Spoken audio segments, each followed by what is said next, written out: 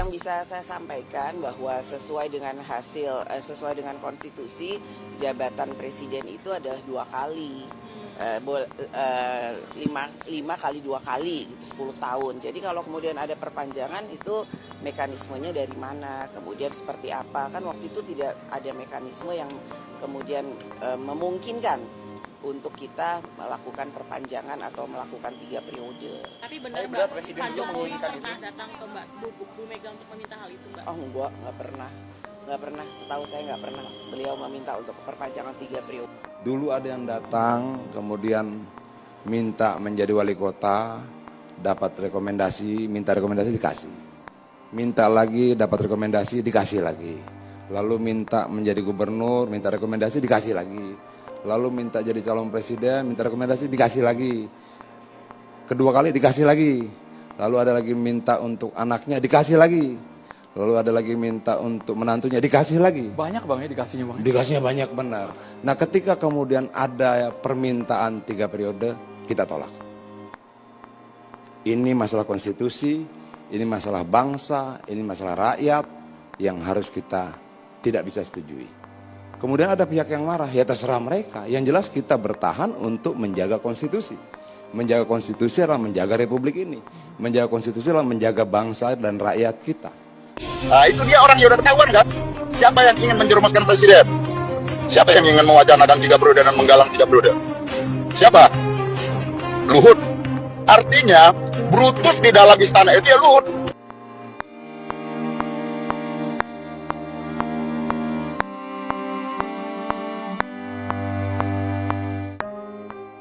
Politikus PDIP Masinton Pasaribu mengatakan Megawati Soekarnoputri tidak perlu bertemu Presiden Joko Widodo karena telah menodai konstitusi dan demokrasi. Masinton mengatakan tidak ada yang menghalangi Jokowi menemui Ketua Umum PDIP tersebut.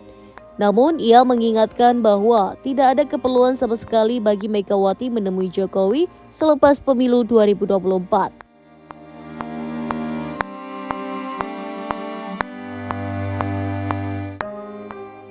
Ia menegaskan Megawati adalah tokoh yang menghargai konstitusi dan reformasi.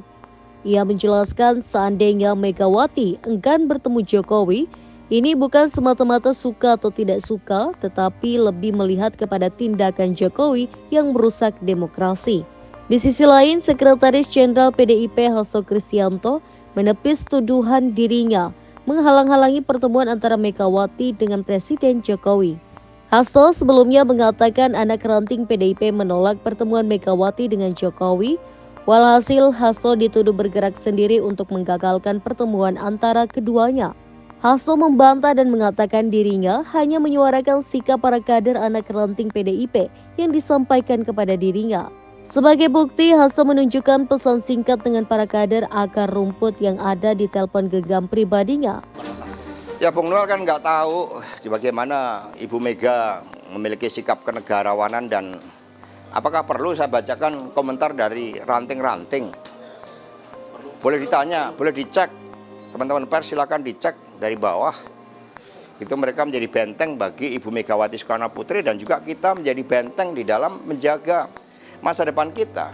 Hasto lalu memperlihatkan sesuatu dari handphonenya. Terlihat beberapa pesan yang menyampaikan dukungan kepada Hasto untuk terus menolak pertemuan Megawati dan Jokowi. Sementara itu, putra sulung Jokowi, Gibran Rakabuming Raka, menyebut Hasto sengaja menghalangi pertemuan keduanya di tengah momen Idul Fitri. Dia justru mendorong pertemuan kedua tokoh tersebut agar bisa segera terwujud. Menurut Gibran, silaturahmi itu jangan dilarang terlebih dalam suasana Lebaran. Ya, silaturahmi kok dilarang? Ya, silaturahmi untuk tujuan yang baik ya harusnya diperbolehkan dalam suasana Lebaran. Silaturahmi itu hal yang baik, harusnya tidak dilarang. Kalau Pak Prabowo sendiri sudah komunikasi dengan tokoh-tokoh dari PDI Perjuangan. Kalau Pak Jokowi sendiri Mas, apakah memang sudah ada jadwal komunikasi untuk bertemu gitu? Ya nanti itu, ya sekali lagi ini loh, ini masih suasana lebaran, ya semua orang tuh pengennya bersilaturahmi, maaf-maafan. Kayak kemarin Pak Rosan, Pak Ketua TKN kan juga udah bertemu dengan beberapa tokoh. Gitu. Bakal mendorong untuk Nggih. pertemuan itu nggak Mas? Makasih nggih. Bakal mendorong untuk pertemuan keduanya nggak? Pak Jokowi dengan Bu Mega. Ya pasti warga kader PDI Perjuangan pasti sangat senang sekali kalau Bu Megawati bisa memberikan izin untuk bertemu ya. Makasih. Apa sih Mas?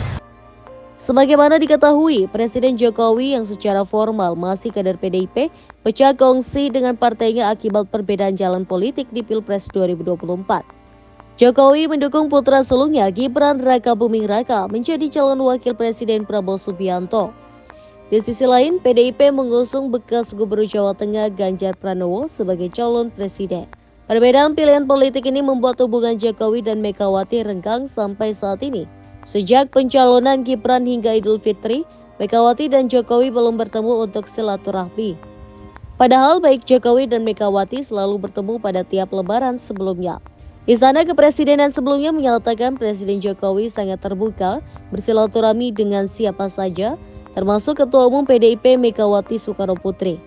Koordinator Staf Khusus Presiden Ari Dwi Payana menilai bulan Syawal adalah bulan yang paling tepat untuk mempererat silaturahmi. Namun hingga saat ini Istana Kepresidenan belum menindaklanjuti rencana pertemuan antara Jokowi dan Megawati. Ya Pak Hasto kan bahasanya selalu gitu ya, meresahkan. Tapi apakah keinginan Mas Ali itu nanti bisa terwujud Mas? Pak Jokowi dan Bu Mega ketemu? Ya kalau saya selalu berpikir positif. Sekali lagi yang namanya silaturahmi itu hal yang baik. Kontestasi, kompetisi sudah selesai. Waktunya bermaaf-maafan, bergandengan tangan untuk ini memajukan Indonesia. Ya, kalau saya selalu berpikir positif. Kalau teman-teman media tanya ke Pak Hasto ya pasti tonnya negatif terus. Kalau saya berpikir positif, mungkin beliau-beliau sedang sibuk, ya nanti diatur lagi waktunya. Jelajahi cara baru mendapatkan informasi. Download Metro TV Extend sekarang. Bagaimana Ibu Mega memiliki sikap kenegarawanan dan apakah perlu saya bacakan komentar dari ranting-ranting? Boleh ditanya, boleh dicek. Teman-teman pers silakan dicek dari bawah. Itu mereka menjadi benteng bagi Ibu Megawati Soekarnoputri dan juga kita menjadi benteng di dalam menjaga masa depan kita. Ke depan, apakah di antara teman-teman pers dengan sistem seperti ini bisa menjadi kepala daerah? Bisa menjadi wakil kepala daerah, orang-orang yang baik. PD Perjuangan mengadakan sekolah partai sehingga muncullah Eri Cahyadi yang merintis karir dari ASN menjadi wali kota di Semarang. Di Surabaya muncul Bu Ita menjadi wali kota Semarang. Pak Abdullah Aswar Anas menjadi bupati 2 periode di Banyuwangi, itu dari kalangan rakyat biasa. Rano Karno dari kalangan artis tapi punya suatu keberpihakan terhadap budaya bangsa, bisa menjadi gubernur. Pak Jarod Saiful Hidayat seorang dosen bisa menjadi wali kota Blitar 2 periode. Begitu banyak dari kalangan rakyat biasa yang bisa menjadi kepala daerah, termasuk Pak Jokowi ketika belum berubah. Sehingga ini yang terancam sekarang. Nanti yang menjadi pimpinan adalah mereka yang punya uang, mereka yang punya akses terhadap hukum, sehingga hukum bisa dilanjutkan menjadi alat intimidasi. Apakah itu yang kita inginkan? Maka ini adalah sisi gelap demokrasi kita yang harus kita selamatkan. Maka mengapa Ibu Mega sampai menjadi amicus curiae sebagai warga negara Indonesia dan kemudian menulis dengan perasaan, pikiran agar habis gelap benar-benar terbitlah